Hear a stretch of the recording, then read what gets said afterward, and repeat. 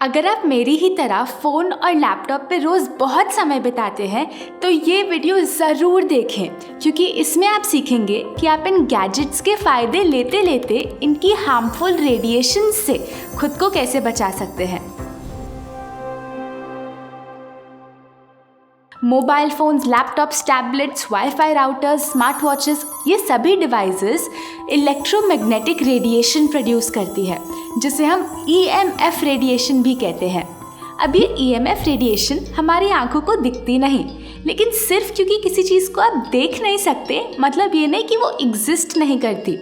जैसे जैसे हम 2G से 3G से 4G और अब 5G की तरफ बढ़ रहे हैं, हमारी टेक्नोलॉजी और फास्ट तो हो रही है, लेकिन साथ साथ इन डिवाइसेस में से निकलने वाली रेडिएशन और स्ट्रॉन्ग भी हो रही है। अनफॉर्चुनेटली जब हम लंबे समय तक अपने आप को इस रेडिएशन से एक्सपोज करके रखते हैं तो ये हमारी हेल्थ को ओवर टाइम बहुत नेगेटिवली इम्पैक्ट करती है।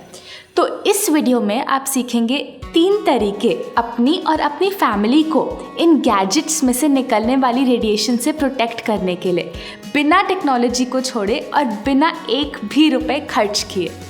पहली चीज़, अपने लैपटॉप और अपने बीच डिस्टेंस बनाएं। अक्सर आप शायद अपने लैपटॉप को कुछ ऐसे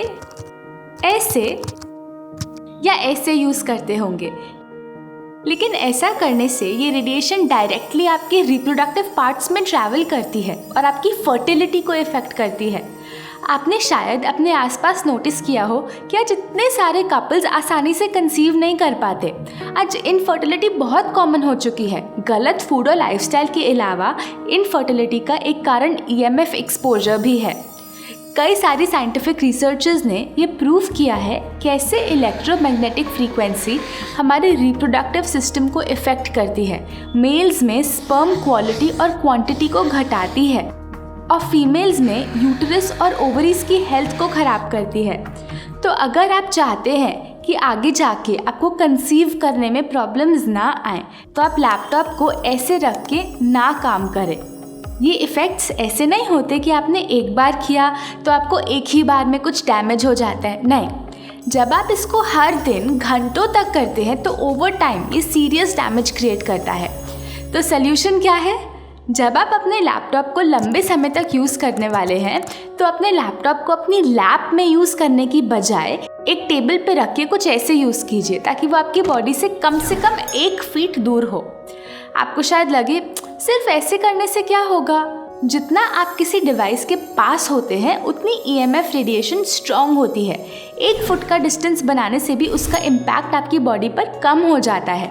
जब मैंने पहले इसके बारे में सीखा तो मुझे लगा चलो लैपटॉप के नीचे पिल्लो रख लेती हूँ, उससे काम बन जाएगा। लेकिन फिर मैंने सीखा कि पिल्लो काफ़ी नहीं होता, हमें अपने लैपटॉप से कम 1 फुट का डिस्टेंस बनाना ज़रूरी है। मैं आपको एक और चीज़ बताना चाहती हूँ जो मुझे पर्सनली बहुत हेल्प करी। मेरा दिन में बहुत घंटे लैपटॉप पे काम रहता है। कुछ साल पहले मुझे मेरे राइट हाथ में बहुत दर्द होने लगा था और सिर्फ राइट हाथ में होता था, लेफ़्ट में नहीं। जैसे जैसे मैंने इसके बारे में पढ़ा तो मुझे समझ आया कि मुझे EMF रेडिएशन की वजह से ये पेन हो रहा है। फिर मैंने सीखा कैसे हम एक्सटर्नल कीबोर्ड और माउस यूज़ करके रेडिएशन के इम्पैक्ट को कम कर सकते हैं।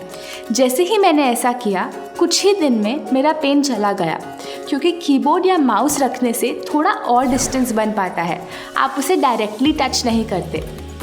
सबसे बढ़िया तो है वायर्ड कीबोर्ड और माउस, लेकिन वो नहीं है तो आप ब्लूटूथ से कनेक्ट करने वाले वायरलेस कीबोर्ड और माउस भी यूज़ कर सकते हैं। ब्लूटूथ रेडिएशन वाईफाई रेडिएशन के मुकाबले बहुत कम होती है।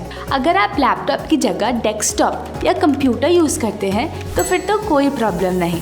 नेक्स्ट स्टेप पे बढ़ने से पहले एक स्पेशल नोट, अगर आप प्रेग्नेंट हैं या किसी प्रेग्नेंट लेडी को जानते हैं तो इंश्योर कीजिए कि वो ऐसे बैठ के काम ना करें, क्योंकि वो सारी हार्मफुल रेडिएशन उस बच्चे तक पहुंच रही होती है और उसकी डेवलपमेंट में इंटरफेयर करती है।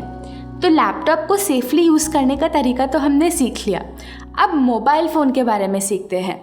अपने मोबाइल फ़ोन को अपनी बॉडी से चिपका के ना रखें। हमारा मोबाइल फ़ोन देखने में एकदम इनोसेंट लगता है, लेकिन ये एक्चुअली एक बहुत पावरफुल मशीन है जिसको हम हर समय अपनी मुट्ठी में लेके घूमते रहते हैं। इवन दो मोबाइल फ़ोन्स छोटे होते हैं, ये रेडिएशन बहुत स्ट्रॉन्ग प्रोड्यूस करते हैं। और आजकल क्या हो गया है, हम हर समय अपना फ़ोन खुद से चिपका के रखते हैं, तब भी जब हमें इनकी ज़रूरत भी नहीं होती। हम अपने घर पे एक कमरे से दूसरे कमरे भी जाते हैं तो मोबाइल फ़ोन हाथ में पकड़ के लेके जाते हैं, और ऑफिस में हर समय इसको जेब में रखते हैं, ड्राइव करते हैं तो गोदी में रखते हैं। हम समझते हैं कि आपका मोबाइल फ़ोन आपकी लाइफ का इम्पॉर्टेंट पार्ट है, लेकिन इसको स्मार्टली यूज़ करें ना, ताकि आपको इसके फ़ायदे मिले, नुकसान नहीं। अगर आपको कभी फ़ोन पे लंबी देर तक बात करनी पड़ती है तो उसको पूरा टाइम अपने कान से चिपका के ना रखें। ऐसा करने से वो सारी रेडिएशन आपके हेड के थ्रू आपके ब्रेन तक पहुंचती है। इंस्टेड जब कभी किसी से लंबी देर बात करनी हो तो या तो अपने फ़ोन को स्पीकर फ़ोन पे खुद से थोड़ा दूर रख के बात करें, या ईयरफोन्स पहन के कुछ इस तरह बात करें।